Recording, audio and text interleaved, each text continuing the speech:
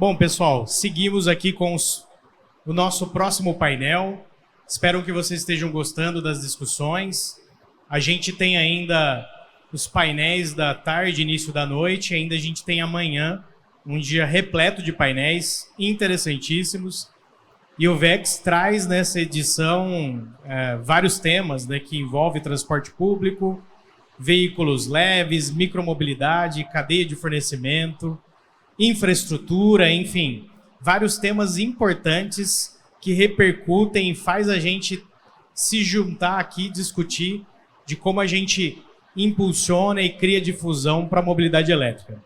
E nesse painel, né, convido aqui aqueles que atenderão especificamente aqui esse momento, já convidando para compor aqui o Edgar Baraça, da BCC, bem como atendendo presencialmente o Zeno Nadal, né, da Abravey, mas também Very Fresh, representando a GreenV, e o Paulo Maisonave, aqui parceiro de diversos fóruns aqui, sempre nos brilhantando, sempre presente, e mais uma vez aqui podendo colaborar com essa discussão.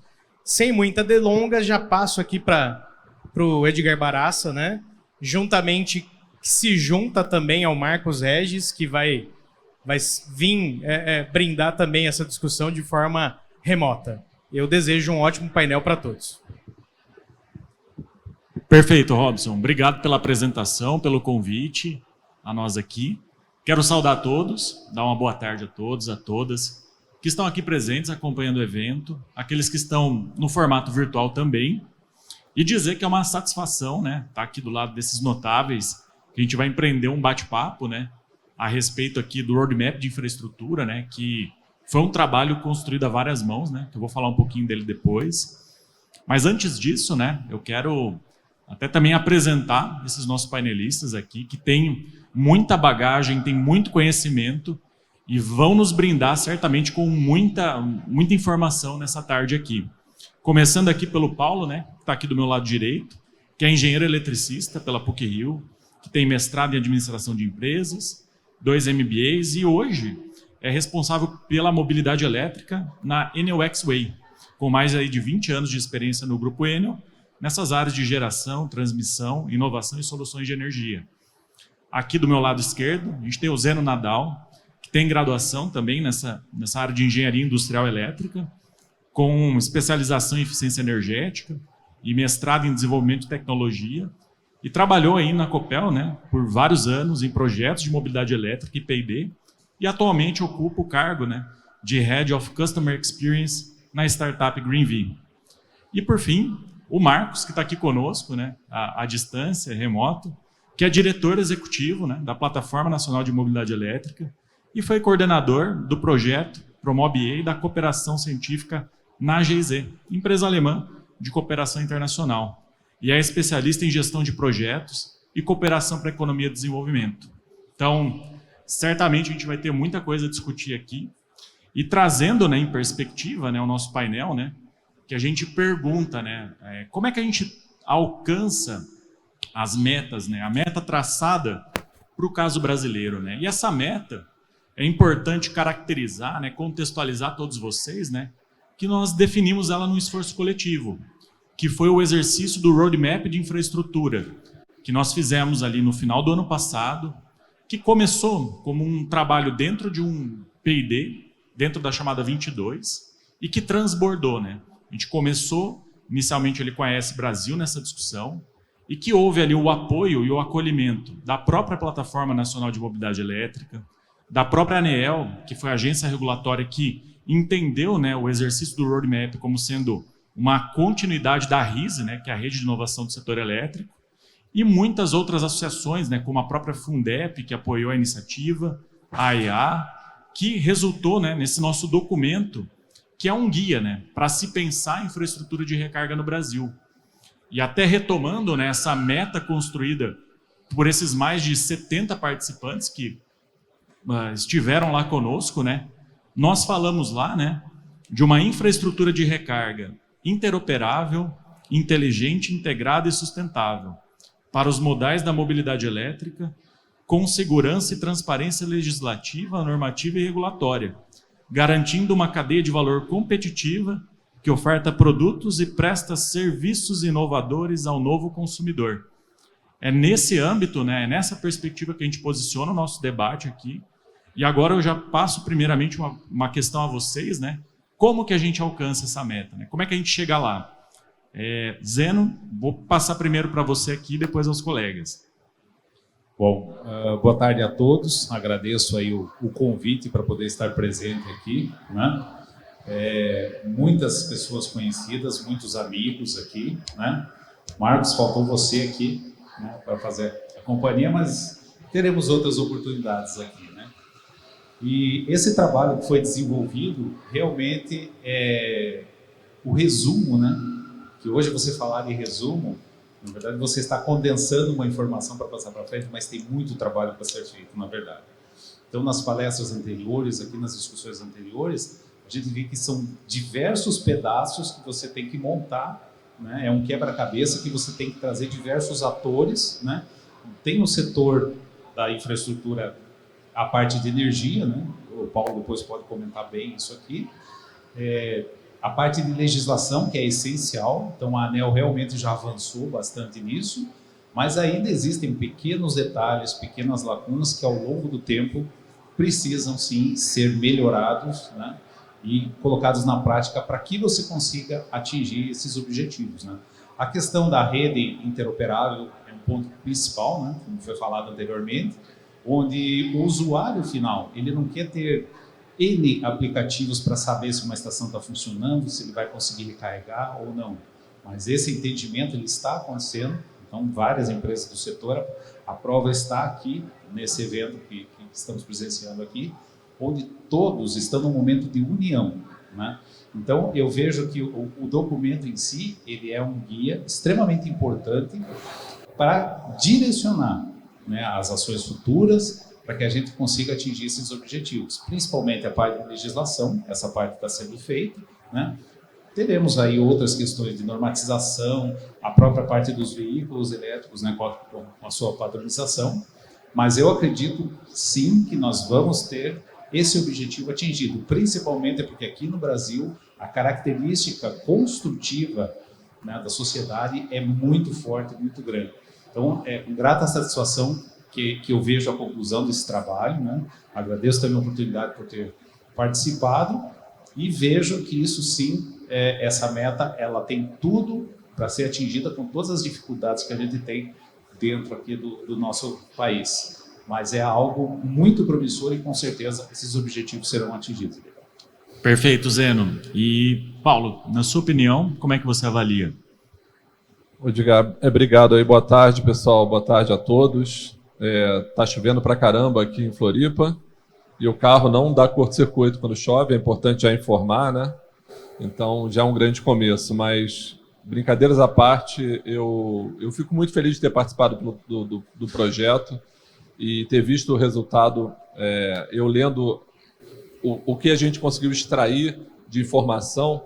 Eu consigo responder a tua pergunta, é óbvio que a meta vai ser atingida, justamente porque tem pessoas competentes que estão trabalhando em prol da mobilidade elétrica em conjunto, pensando em valores muito além de um negócio que está acontecendo de forma exponencial, uma disrupção de tecnologia, uma inovação que não tem volta, e ao mesmo tempo você precisa ter pessoas críticas e pensando como será o futuro e como fazer para que esse futuro chegue da maneira mais fluida possível.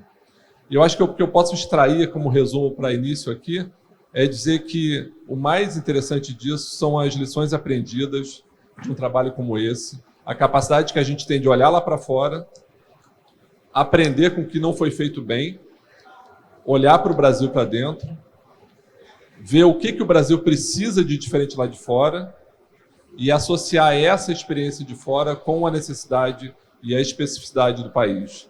Isso faz com que você possa criar um caminho, uma estrada, para que é o roadmap, né? Mas é uma estrada para que a mobilidade elétrica ocorra da maneira mais fluida, inteligente, econômica possível e a gente consiga cumprir a meta. Que a meta, qual é a meta? A meta é atender a necessidade dos clientes e ter a qualidade requerida pelo cliente. Isso é o mais importante.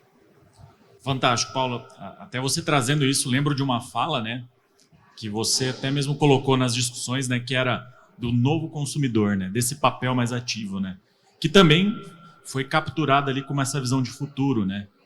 E Marcos, na sua opinião, como é que você avalia que a gente chega lá? Oi, Edgar. Oi, Paulo. Oi, Zeno. Olha, antes de responder a tua pergunta, eu quero dizer que eu estou com uma inveja maluca. Mesmo com chuva, eu queria estar aí com vocês em Floripa. Mas já que eu estou aqui, vamos assim mesmo. De qualquer forma, é um prazer enorme estar aqui com vocês. Amigos, já companheiros dessa caminhada, com vocês que estão aí em Floripa, ou talvez até assistindo também remotamente. Eu vou adicionar pouco ao que disse o Zeno, ao que disse o Paulo, mas eu acho que como é que a gente chega na meta, né? Eu até anotei aqui, Edgar, lá no começo, como é que a gente alcança a meta para o caso brasileiro? Primeira coisa que a gente precisa é ter uma meta, é saber onde se quer chegar, né? E onde a gente quer chegar é o olhar no futuro, é o olhar que a gente tem para o horizonte, né? O nosso ideal. Então a gente tem que desenhar isso primeiro.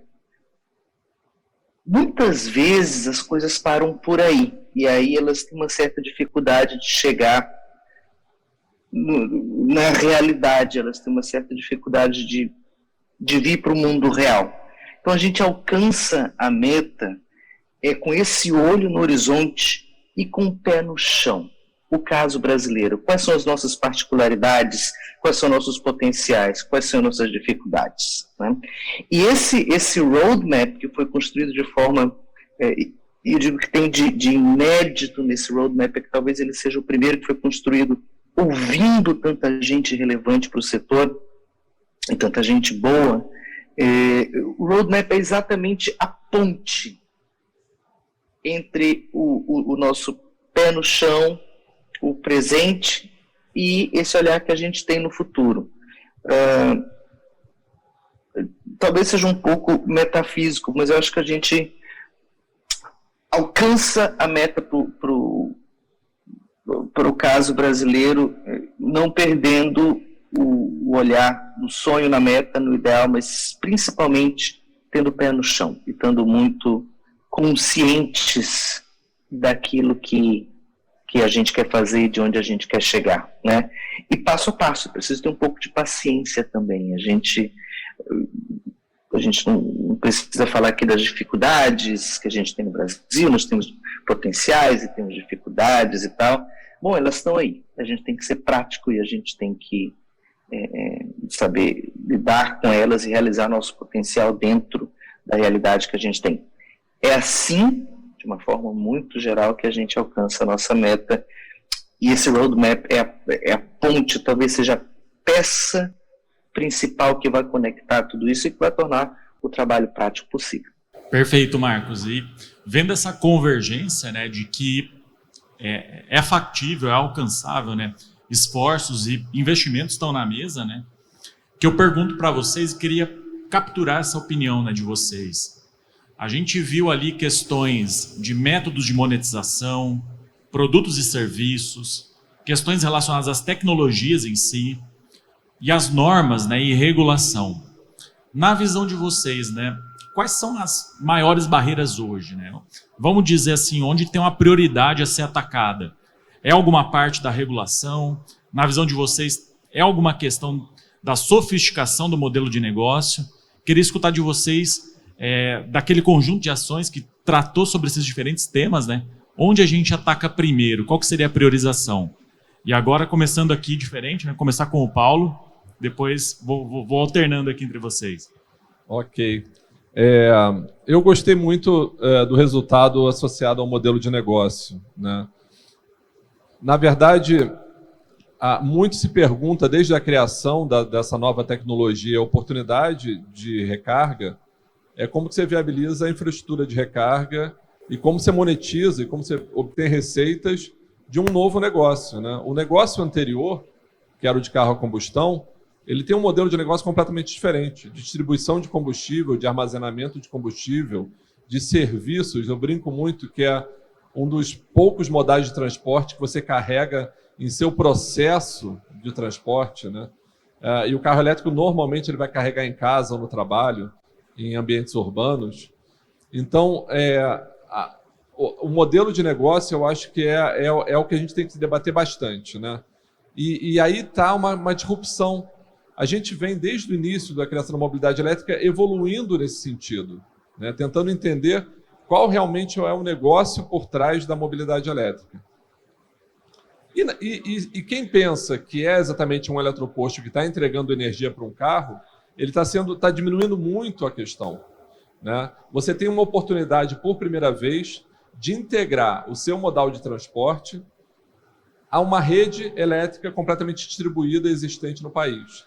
Então, esse carro elétrico ele se torna uma bateria sobre rodas, se torna um ambiente de carga e, quem sabe, de geração de energia, né, de devolução de energia, para uma rede elétrica que é uma commodity extremamente necessária para o ser humano a todo momento. Talvez a principal, junto com a água, né? A energia elétrica está ali sendo necessária a todo momento e quando você sente falta dela, você tem uma grande questão. E hoje é o que a gente mais ouve em termos de problemas do carro elétrico, mas se faltar energia, né? Aquela questão do medo de você não ter energia elétrica para poder carregar seu carro, coisa que talvez com o combustível seja muito menos confiável, mas a gente tem uma percepção que a energia elétrica está ali, sempre tem que estar 100%, senão você vai ter um problema no seu transporte. Mas eu focaria muito, eu acho, e a Enel X-Way prevê muito isso, a gente pensar não só no modelo de negócio, atender ao serviço do consumidor, o cliente, a necessidade do cliente, mas também proporcionar outras formas de serviços integrados à energia e ao carro para esse cliente. Eu acho que esse é o grande negócio, e isso está bem descrito no roadmap, quando a gente não pensar somente na capacidade de venda de energia, que muitos países estão tentando e têm suas dificuldades, alguns subsidiam, outros têm dificuldade de encontrar o próprio cliente para comprar ali. Então, a gente tem que entender que o Brasil tem uma capacidade gigantesca, tem uma matriz renovável, uma matriz confiável, uma transmissão e distribuição confiável, uma capacidade rodoviária, né, uma indústria automotiva e clientes ávidos por essa transição. Então, isso tudo faz com que você tenha uma série de variáveis que proporcionam um modelo de negócio adaptado para o Brasil e que seja relevante para todos. Perfeito, Paulo. Zeno? Bom, vamos lá. Tem um outro detalhe também, Paulo e Edgar, que eu gostaria de frisar aqui, que essa transição, essa mudança de modal, né, tem um componente aí que eu sou suspeito para falar porque foi a minha especialização, então é eficiência energética, né? Então, comparativamente, a questão da energia, né? Então, recentemente nós fomos aí demandados a economizar energia por conta aí de uma questão de estiagem muito severa que nós tivemos, mas existe um fator que você pode sim gastar energia, mas gaste bem, utilize bem essa energia. Então, quanto menos desperdício você tiver, melhor esse aproveitamento. E esse é uma das vantagens da adoção do modal eletrificado, no caso. Então, você tem uma eficiência muito superior ao do motor a combustão, você tem as emissões zero, né? E, claro, existem outras questões aí que também é discutido dentro do meio, né? A questão do carro fabricado lá fora, usa energia suja para fabricar. Aí entra, assim, a força nacional para a gente ter a indústria se desenvolvendo aqui. Então, o Paulo mesmo falou, nós temos uma matriz limpa. Então, a maior parte é hídrica, mas nós estamos tendo grandes investimentos na área de solar e na área de energia eólica. Essa é a nossa vantagem, de você poder condensar todas essas vantagens comparativo com outros países do mundo e desenvolver isso nacionalmente, né? Muitas das soluções ou do que existe hoje lá fora, aqui vão ser completamente diferentes. Então, a característica dos veículos, das baterias, a tropicalização, como a gente diz, esse termo normal, né? A gente tem que adequar a nossa realidade. E essa questão de, vai faltar energia para carregar o carro elétrico. Não faltou energia com esse cenário de estiagem. Tivemos que acionar térmicas, mas o importante é ter as fontes para gerar energia. Então, agora no próximo leilão de energia que vai ocorrer agora no final de maio, já estão previstos investimentos para os próximos 4 anos. Então, daqui 4 anos a gente já vai ter uma garantia de fornecimento de energia. E eu espero que daqui 4 anos também, boa parte desse modal ele já esteja eletrificado como uma estratégia de você ter uma maior eficiência energética no setor. Então, acho que isso também é essencial, junto, claro, com outras ações na área elétrica. Então, aí entram as cidades inteligentes, né? A possibilidade de você integrar diversos elementos que, a princípio, parece que são completamente distintos, mas nesse ambiente eles vão trabalhar de uma forma sincronizada perfeitamente. Perfeito. Zeno, Marcos, na sua opinião, por onde começar ali com as ações, né? Vamos lá, o bom de a gente estar aqui nessa discussão com figuras como o Zeno, como o Paulo, que eles são muito pé no chão, então eles me permitem viajar um pouco. Então, vamos viajar um pouco aqui. Só para revisar o que você falou lá no começo, Edgar, você falou, olha, a gente falou de métodos de monetização, produtos e serviços, tecnologia, normas e regulação, por onde é que a gente começa? A gente tem que começar por tudo, não é? Mas eu vou puxar a brasa para uma sardinha dessas 4. Eu vou puxar a brasa para a questão de normas e regulação. E eu explico por quê. Né? Eu acho que em poucos lugares no mundo a gente tem uma condição ou uma capacidade tão forte para essas coisas inovadoras e disruptivas como a questão de tecnologia, de produtos e serviços, de métodos de monetização, como no Brasil. Né? A gente tem gente muito boa aqui. Né? A gente tem 3 exemplos sentados aí onde eu gostaria de estar. Mas como vocês, existem muitos outros, na plataforma tem muita gente. Isso é uma coisa que já está resolvida em grande parte do mundo. É uma coisa que nós temos plena capacidade de até uma certa facilidade para tropicalizar, para usar a palavra que usou o Zeno.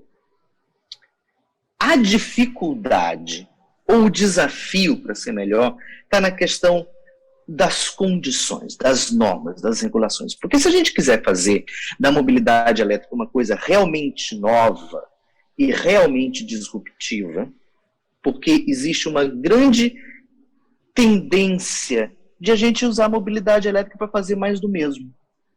Né? É fazer a mesma coisa, só que agora o carro está lá ligado no eletroposto, né? Na tomada, não está abastecido no posto e tal. Mas se a gente quiser de fato fazer da mobilidade elétrica uma coisa nova, né?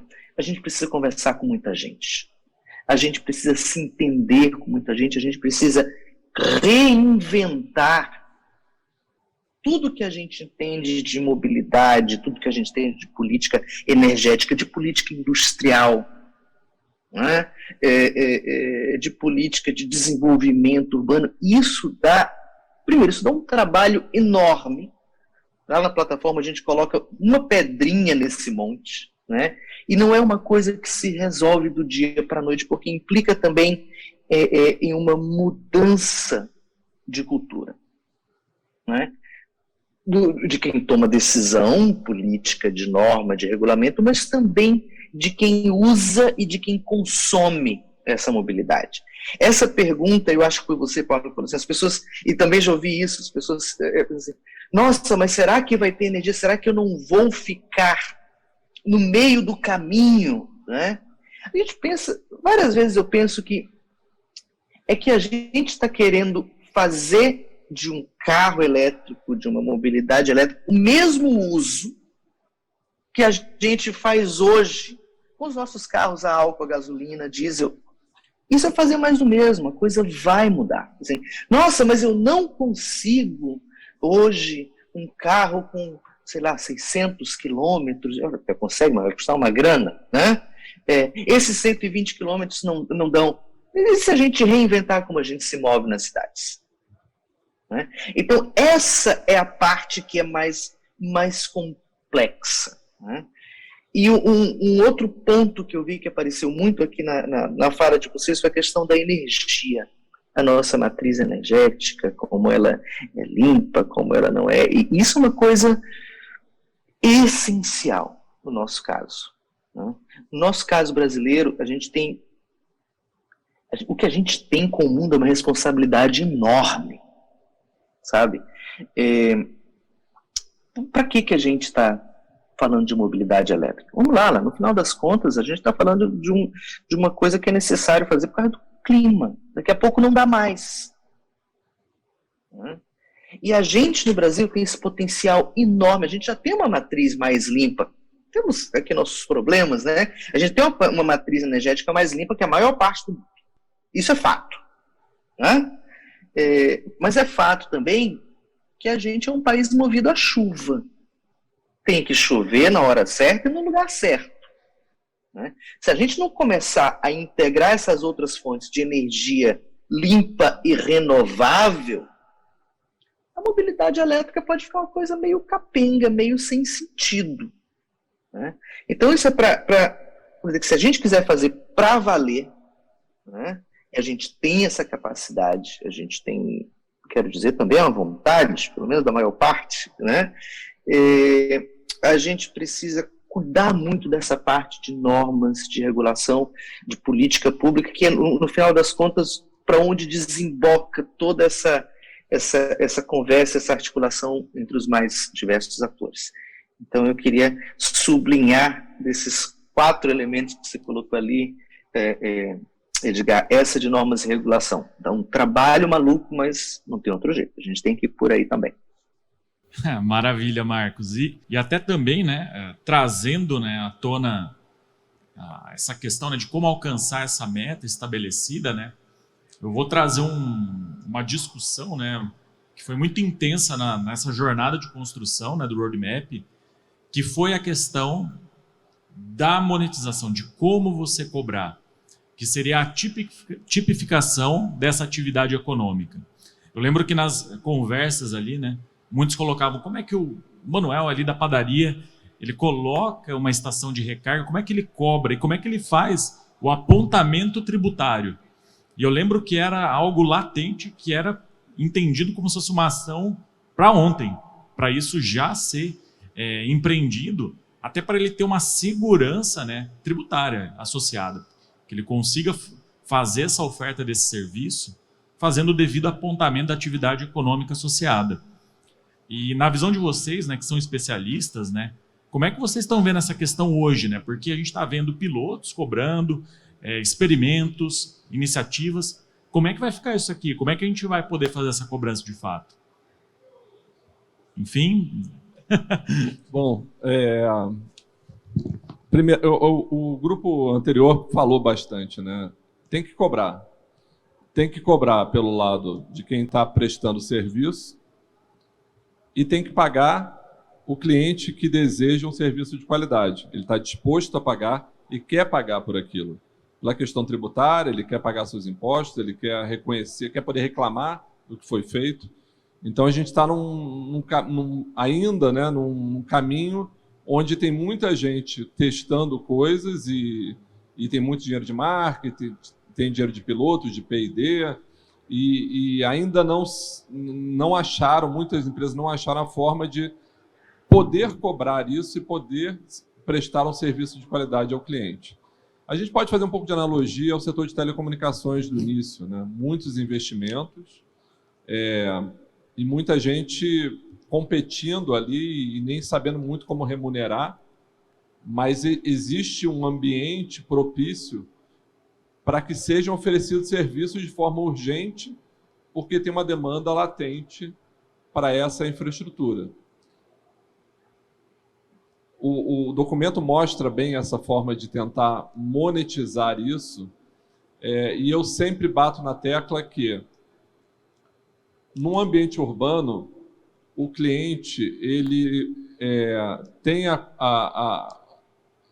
você que tem um eletroposto na padaria do São Manuel, você tem um competidor que é a sua casa. que você tem uma cama, você tem um travesseiro, você tem ali uma TV, um Netflix. Então, você está já dificultando, né, o seu Manuel prestar um serviço melhor do que sua própria casa, apesar de você pagar em casa, né? Mas você paga, teoricamente, muito menos, que é o seu consumo próprio, e lá no seu Manuel você vai ter que pagar um valor adicional para ele, pela margem, pelos tributos que ele vai ter que te vender esse serviço. Então, muitas vezes é associado a um serviço do prestador ali, do ponto, né? Você vai, compra meia dúzia de pão e tem a recarga. Então, muita gente está tentando fazer esse modelo. O que a NX Way tentou criar foi uma perspectiva B2B2C, onde você cria uma rede de recarga e presta um serviço de qualidade, porém, o cliente final, no momento do seu uso, ele não paga por aquela conta. Por quê? Porque em algum outro momento ele pagou por aquele serviço. Então, é um modelo que você entende como um benefício para o cliente vê como um benefício não pagar naquele momento. É um pouco o que acontece com a sala VIP do aeroporto, né? Eu vou hoje entrar na sala VIP de graça e vou ter um serviço ótimo. Cara, você já pagou essa sala VIP, esse pão de queijo que está comendo, mais 10 vezes. Seja no cartão de crédito, seja na classe executiva que você comprou para viajar de avião.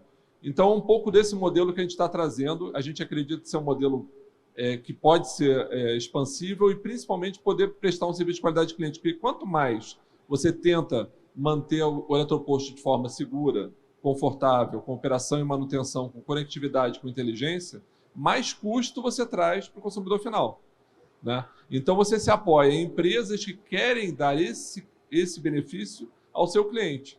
Ou a montadora que vendeu o carro para ele, ou uma seguradora de automóveis, ou uma locadora de automóveis. Imagina, você aluga um carro e fala, mas onde é que eu carrego? Ela tem duas opções. Ela pode falar, você vai lá no shopping e tenta carregar, ou você fala, olha, tem uma rede aqui que eu estou te incluindo como membro dessa rede e que eu tenho certeza, confiança que você vai ter o melhor atendimento possível, caso seja necessário carregar. O outro ponto que eu coloquei lá, que tem a ver com a monetização, é o cuidado que a gente tem em pensar no pay-per-use. Eu acho que isso é fundamental. Você botar um carregador no meio de uma estrada, hoje ou daqui a 5 anos, pegar uma flanelinha e falar, venham aqui e carreguem, não funciona quase nem para posto de combustível mais. Porque você pode ter no dia seguinte um outro carregador do lado cobrando 10% menos. E do outro lado da rua cobrando 30% menos. E dentro da cidade cobrando de graça. Então, essa tentativa de você criar um serviço e esperar que alguém pague no momento, no ato da compra, ela é arriscada, né? Talvez no futuro seja muito mais fácil. Hoje o investimento é altíssimo, principalmente para recargas em estradas, e você tem uma dificuldade de identificar se esse cliente tem a real necessidade de carregamento, se você vai conseguir prestar um serviço 100% de qualidade para ele, e se você não tem competidores à altura que ofereçam o mesmo preço que você oferece. Então, eu acho que essa é a dificuldade que surge no setor e a gente tem que lidar muito bem com isso para poder entender qual é a melhor forma de atender esse cliente. Eu concordo contigo, Paulo, né?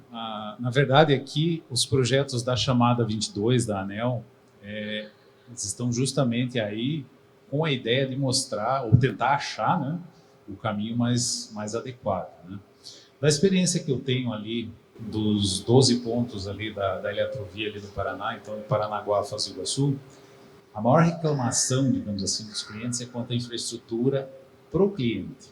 Ele vai pôr o carro dele, mas algumas estações, por exemplo, ali Curitiba e Paranaguá, não tem nada. Existia uma sala de espera com água, uma televisão e tal, mas por conta da pandemia isso foi fechado. Tendo essa infraestrutura, o usuário ele vai querer pagar pelo serviço. Então, o que a gente nota nos outros pontos onde já tem uma infraestrutura associada, muita gente mudou o roteiro de viagem para parar naquele ponto, né? Então, provavelmente, aonde que está a monetização, me vem aqui na cabeça alguns outros pontos de eletrovia, onde a região em si ela foi beneficiada por um investimento de reforço na rede, né? Isso estava previsto para acontecer, sei lá, Então, aconteceu em 2018, né, no determinado local ali, era para acontecer em 2025. E toda a região foi beneficiada, por quê? Porque a rede teve que ser modernizada, né? Ela foi, na verdade, foi atualizada para demandar energia até aquele determinado ponto. Então, nesse sentido, teve já um ganho que, de certa forma, a tarifa remunerou isso já. Então, o consumidor já pagou por esse valor. Mas hoje nós ainda não temos um denominador comum, né? O que eu vejo que vai colaborar para isso são os atrativos que você vai trazer junto com o serviço de recarga. Na parte tributária, que eu também poderia falar, que a locadora de veículos, se ela põe um ponto de recarga, ela vai pagar menos tributos do que se for um consumidor normal. Por quê? Porque hoje a gente tem uma diferenciação no ISS. Então, a locadora é isenta de ISS. Mas eu não sabia disso. Justamente dentro dos projetos, vamos adaptar ou sugerir mudanças na legislação para que isso se torne uma questão equalitária para todos, né? E claro que você ainda vai ter outras tecnologias que estão chegando aqui muito fortemente, que é a parte de armazenamento de energia, né? Essa até é uma questão que o Marcos tinha comentado ali. Eu lembro da chamada 21 da ANEEL, uma chamada de armazenamento de energia, que tinha uma proposta que foi muito pouco aproveitada. Você fazer, por exemplo, usinas hidráulicas reversíveis. Nós não tivemos projetos.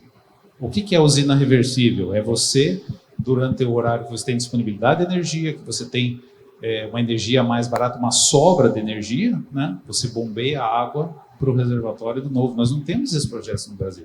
E como o próprio Marcos falou, que a gente depende da chuva, isso pode ser uma vantagem para nós, né? Claro que isso é um negócio muito grande, né? Mas negócios que podem ser monetizados, como o fotovoltaico, por exemplo. O fotovoltaico em si, ele precisa de uma área muito grande para você gerar energia para uma recarga. Mas você pode ter o armazenamento de energia em baterias. Da onde que vai vir essa bateria?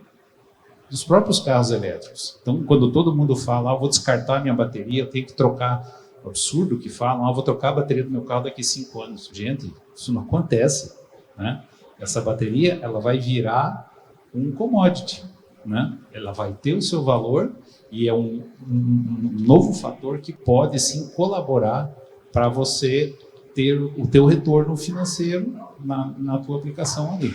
Hoje, o que a gente vê na maioria dos pontos aí que a gente está viajando, né, que está utilizando, eu sou um usuário do veículo elétrico, né? O ganho que você tem é beneficiar a região, como eu falei, dessas melhorias de rede, né? E, de certa forma, você traz um desenvolvimento no local onde você pega e coloca essa infraestrutura de recarga. Então, eu vejo assim, ninguém hoje tem a equação completa, não tem o resultado completo dessa forma. Senão, não teríamos tanta gente pesquisando, né, nesse mercado, né? E daí já teríamos aquele modelo único. O próprio Paulo comentou aqui da questão da telefonia, né? Quantas operadoras vieram no começo e hoje quantas sobraram? E qual é o serviço que mais é demandado? Não é mais voz. Então, são outros serviços e eu acredito que na mobilidade nós teremos a mesma situação. Certo, Zeno. E até nessa mesma direção, né, da questão que eu fiz para vocês, né, eu reproduzo ela para o Marcos, né, até com um complemento, né? Olhando essa questão do método de monetização e afins, né, Marcos? Como é que você vê também que a plataforma pode apoiar nesse debate, né? E já está potencialmente até apoiando, né, via seu GT de infraestrutura, né, que acolheu, né, a atividade do Roadmap, né? Como é que você vê que a plataforma pode trabalhar essa questão também? Ainda bem que você mudou a pergunta, Edgar, porque você estava me perguntando antes como vai cobrar, e eu te dizer honestamente não sei. Mas eu vou me permitir ser mais uma vez o viajante aqui da história, e antes de te falar de como a plataforma pode apoiar, se chegar a essa resposta, como cobrar, eu acho muito interessante que tanto o Paulo quanto o Zeno falaram das telecomunicações. Eu não lembro disso, que eu sou jovem demais, mas havia uma época pré-telefones celulares, né, em que havia pessoas que viviam de alugar telefones fixos. Eu não estava lá, mas me contaram, né? Eu lembro também, ou melhor, me contaram também que assim que chegou o telefone celular, tinha um comercial na TV com o Jô Soares, né? Que ele estava anunciando que finalmente agora também quem recebia a ligação não ia pagar, só ia pagar. O que eu quero dizer? Nós já passamos por isso com as telecomunicações, né? Imagina que hoje, sei lá, 2 décadas depois, que é mais ou menos a minha idade, hoje você pode estar aí em Florianópolis ou lá no Piauí, você não precisa ter um número que seja de um lugar ou do outro, simplesmente liga seu telefone e funciona, né? Existe até agora, você compra os pacotes que se você sai do Brasil, o seu telefone funciona, né? Como é que isso acontece? Isso acontece porque em algum momento as pessoas dizem, olha, a coisa para decolar vai precisar ser assim. Então, nós precisamos criar as condições, inclusive institucionais e de normas para tudo isso. A gente já fez isso, né? Provavelmente, com a questão de como fazer a infraestrutura de recarga funcionar, provavelmente a gente vai aí pelo mesmo caminho, né? Isso tudo, para não me repetir, isso tudo volta para a questão das normas, das políticas que criam o substrato onde isso pode crescer, né? É aí que a plataforma pretende dar a sua maior contribuição. É para chegar nessas respostas, por um lado, apoiando iniciativas como a desse roadmap, ou seja, vamos pensar tecnicamente no assunto, vamos trazer os cérebros que entendem do assunto e vamos organizar, vamos fazer o mapa. Mas, por um outro lado, também fortalecendo esse diálogo entre essas instituições, né, que vão trazer... mas a empresa quer ganhar dinheiro. Claro que quer, tem que funcionar para a empresa também, né? Mas o usuário quer pagar barato. Claro que quer, tem que funcionar para ele. Ou seja, todas essas visões diferentes sobre o problema tem que conversar em algum ponto. Tem que se chegar em alguma coisa que seja aceitável para todos. E aí se fazer uma pressão, aí sim, já acordada, concertada, nada aleatório, nada no improviso, para que se cheguem a essas políticas, essas normas que vão permitir que isso aconteça, né? Então essa é a ambição, né? É a ambição da plataforma aí que a gente quer contribuir, né? Eu tinha até colocado aqui mais alguma coisa. Tem muita coisa que a gente tem que desaprender também, sabe? A gente se apega muito àquilo que a gente já sabe, né? E essa é uma das dificuldades, a gente chegar nessas novas políticas para fazer uma coisa disruptiva, uma coisa nova, né? A gente precisa se dar ao luxo de entender que a mobilidade elétrica é outra coisa, é um passo adiante, né? Se a gente quisesse fazer telefonia móvel com as regras da telefonia fixa, né? Você comprava o telefone, você era imediatamente acionista da Telex, da Telebrasília, não ia funcionar. A gente precisa saber o que quebrar também para construir novamente. Então, essa é a minha viagem dessa vez. Obrigado, Marcos. E bom, até, né, olhando aqui o horário, mas acredito que dá para encaixar uma outra questão a todos aqui, que também foi bem polêmica, né, bem discutida no roadmap, né, que era na linha da normativa, né, de uma definição do plug de recarga, né, que é como se houvesse uma norma, né, que especificasse o plug a ser estabelecido nos veículos comercializados no Brasil, que foi até algo que discutiu-se muito, né?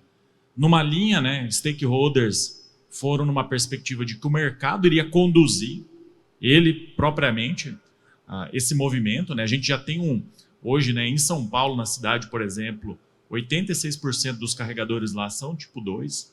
Então, existia um grupo de stakeholders que argumentava que, olha, o próprio mercado está dando essa direção, e um outro grupo, né, já apontava que talvez devesse ter alguma normativa estabelecendo padrões e, vamos dizer, essa harmonização de conectores. E eu quero coletar aqui de vocês a impressão de vocês, né, se é necessário algum tipo de definição, se o mercado, vocês avaliam que ele já está conduzindo para um padrão dominante, enfim. Como é que vocês veem esse ponto? Bom, esse é um ponto bem polêmico, Edgar, mesmo porque se você for fazer uma pesquisa para ver os tipos de conectores que você encontra no mercado ali, eu estou trabalhando num material que vai ser utilizado, né, num curso para treinamento, para instalação de infraestrutura de recarga, e nesse modelo, você vai lá, você tem tipo 1, você tem tipo 2, eu achei um tipo 3. Não, o que é o tipo 3? É um tipo de conector que é usado na Itália, lá na Espanha. Mas por quê? Porque é um determinado padrão que ele impede qualquer contato elétrico. Então, a característica construtiva dele é feito que se você deslocou ele do lugar, ele já desliga tudo, né? Então, existe, na verdade, uma questão de segurança. Só que essa questão de segurança ela já está consolidada. Então, a norma que você deve seguir, ela já existe. Ela não estabelece o plug, né? Ela estabelece a segurança, mas ela não estabelece qual é o plug. Deixando mais fácil, né? Como não é da tua época também, Marcos, né? Onde você comprava uma secadora de roupas e vinha uma tomada 3 pinos triangular, com cada pino uma largura desse jeito, e daí você tinha que ir lá comprar uma tomada cara, não era qualquer pessoa que tinha tal. Mas o que tinha ali? Então você tinha um conector de proteção, fase neutro, fase. Hoje, o que nós vivenciamos? A tomada 3 pinos. Todo mundo reclamou da mudança tal. A função é a mesma dessa tomada da secadora, né? Então, nos veículos elétricos, se você pegar tipo 1, tipo 2, você vai ver a pinagem ali, a segurança é a mesma, né? Aonde que isso acaba, de certa forma, atrapalhando? É no produto final. Porque o que você vai oferecer, se hoje nós não temos assim um norte definido de por onde essa eletrificação ela vai ter uma maior intensidade, quer seja por frotas, né? Então aplicativos de transporte, transporte público, a gente não sabe para que lado isso vai correr. Imagine se você daí começar cada um fazer aquele seu conector, né? Então, hoje a gente tem algumas marcas no mercado que insistem em trazer, por exemplo, o padrão chinês, né? Mas isso não vai pegar no Brasil, porque nós estamos adotando um modelo europeu e tal. Mas e se, de repente, vem uma importação de 50, 100 mil veículos? Como que isso vai ser conduzido, né? Então, o que eu entendo que vai acontecer nessa questão da padronização, né? Vai ser aberto um grupo de trabalho, né, a nível Inmetro, da mesma forma que aconteceu com os equipamentos para energia fotovoltaica, né? Eu tive a oportunidade de trabalhar bem lá no comecinho, quando ainda a regulamentação não estava consolidada. Gente, tinha cada porcaria no mercado que vocês não fazem ideia, né? Como engenheiro que fez o teste, assim, eu tive assim, usava cargas nesses equipamentos, esses inversores, né? Então, lâmpada incandescente, por quê? Era mais eficiente? Não, porque ela consumia mais. Então, eu conseguia ter uma condição de teste mais real. Quando você desligava o equipamento, queimava tudo, tá? Por quê? Porque na época não existia a necessidade de uma certificação do Inmetro, né? Hoje, o que está no mercado, todos os equipamentos são extremamente confiáveis. E, em algum momento, isso vai acontecer para essa questão da mobilidade elétrica. O que eu vejo que vai acontecer é ter uma evolução nesses conectores, mesmo porque as potências de recarga estão cada vez mais altas, né? Isso é outro anseio do consumidor final, de você ter uma recarga cada vez mais rápida, né? Então, eu vejo que essa normativa vai acontecer no momento oportuno. Não pode ser nesse momento, hoje, porque senão você vai acabar atrapalhando na inserção dessas novas tecnologias, você vai acabar dificultando, você vai acabar colocando obstáculos. Mas, em algum momento, isso aí vai acontecer, né? E eu só espero que seja uma escolha técnica, não uma escolha política, né? Isso, infelizmente, no Brasil, né, nós tivemos a TV digital como exemplo, né? Então, é o 1080p. Não, mas podia ser o 1080i. Não, mas por que veio o sistema só vai ter aqui no Brasil? Então, que seja uma decisão técnica, né, que não tenha política envolvida aí nessa questão. Perfeito, Zeno. Para variar um pouquinho, né? Marcos, você tem algum comentário também, complemento? Sempre tenho um comentário, mas o meu primeiro comentário é que eu concordo com o Zeno. Mas sabe, lá no começo, quando eu, pelo menos, participei dessas primeiras conversas que traziam esse assunto, a minha primeira reação era dizer: isso é bobagem, a gente tem outras coisas mais importantes, né, para resolver agora, para fazer pela mobilidade elétrica no país, que ficar decidindo que tomada que se vai colocar, qual é o plug, tá. Não é bem assim. Aprendi que não é bem assim. Voltando lá que você colocou, que tinha principalmente duas facções, dois grupos lá na hora de discutir esse assunto no roadmap. Tinha o pessoal que dizia assim: olha, o próprio mercado vai decidir, não tem problema, e as forças do mercado, e depois, não, a gente precisa ter uma norma. Parece que isso é regra para tudo, né? Você pode falar de plug ou de macroeconomia, sempre vai ter essas duas facções. Mas, na verdade, é uma mistura das duas coisas, né? A gente está falando aqui de uma coisa em que o próprio mercado tem, sim, uma força muito grande para definir, né? E aí, dentre outras coisas, por uma questão de número, né? O que você precisa? Primeiro é segurança. Vai ser muito feio a gente fazer todo esse trabalho por anos e as pessoas começarem a morrer eletrocutadas na hora de carregar seus carros, né? Então, essa é a primeira coisa. E depois você tem uma segurança que não é só física, né? Não só... Você precisa também ter uma segurança de acesso, de saber que, quando eu chegar no eletroposto, eu não vou precisar carregar um adaptador daqueles de tomada, né, para enfiar lá para botar meu carro, né? A gente vive uma certa confusão com isso. Se a gente estava falando de telecomunicações, com carregador de celular. É um inferno isso, né?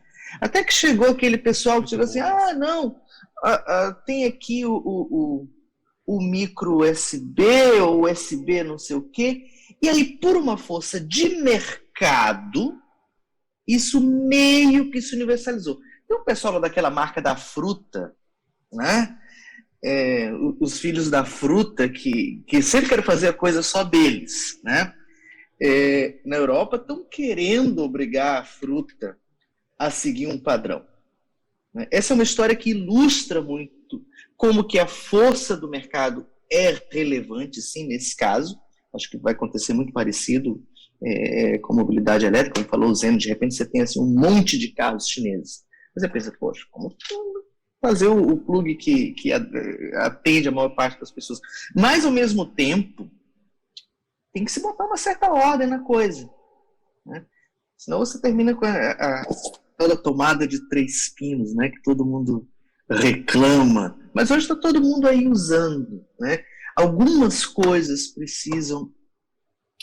Bom, nós estamos aqui em pessoas sérias, não vou dizer, mas chega alguém, às vezes, tem que bater a mão na mesa e dizer que, olha, vai ser assim ou vai ser assado, porque precisa pôr uma certa ordem. Isso não vai agradar a todos nisso, mas depois as pessoas se acostumam, né? Então, é uma mistura aí entre essas forças do mercado e alguém que bate a mão na mesa, que também precisa. Mas precisa conversar antes de bater a mão na mesa. Paulo? Concordo, gente. Acho que só para juntar mais um pouquinho de informação para deixar bem claro é isso, gente. A norma é de segurança. Que bom que temos uma norma. Os carros, os eletropostos seguem uma norma. Isso te dá segurança, confiabilidade, para que você possa fazer sua recarga. A indústria automotiva, ela hoje rege a decisão de usar um ou outro padrão. Que bom que o Brasil ainda está aberto para essa oportunidade. Esperamos que o mercado se padronize.